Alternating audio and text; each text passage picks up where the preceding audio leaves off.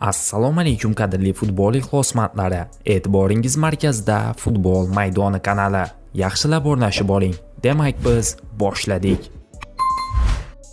Manchester City zo'r himoyachini qo'lga kiritdi. Manchester City shu yilning yanvar oyida jamoaga Abduqodir Husanovning kelishi bilan boshlangan tarkibni yangilash siyosatini davom ettirmoqda.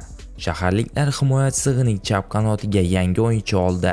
Taniqli insider Fabrizio Romanoning ma'lum qilishicha, mavsumni Wolverhamptonda yakunlagan Rayan Ait-Nouri Manchester City uchun tashkil qilingan tibbiy ko'rikdan muvaffaqiyatli o'tdi va tez orada klub bilan shartnomani rasmiylashtiradi. Avvalroq har ikki klub 24 yoshli jazoirlik futbolchining transferi uchun 40 million yevro to'lanishi haqida kelishib olgan edi.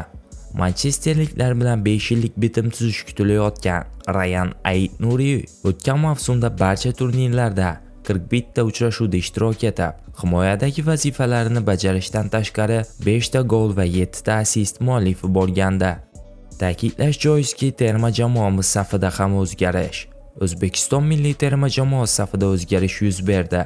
Birlashgan Arab Amirliklariga qarshi uchrashuvda jarohat olgan Oston O'runov o'rniga yig'inga Bobur Abduxoliqov jalb etildi. Eslatib o'tamiz, milliy jamoa 3-saralash bosqichidagi so'nggi uchrashuvni 10-iyun kuni Qatarga qarshi o'tkazadi. O'yin Bunyodkor stadionida soat 18:45 da start oladi. Hamyurtlarimizga omad tilab qolamiz. Bugungi dasturimiz shundan iborat edi. Video sizga ma'qul kelgan bo'lsa, bir dona like bosishingizni va o'z fikringizni kommentariyada yozib qoldirishingizni so'rab qolamiz. E'tiboringiz uchun katta rahmat.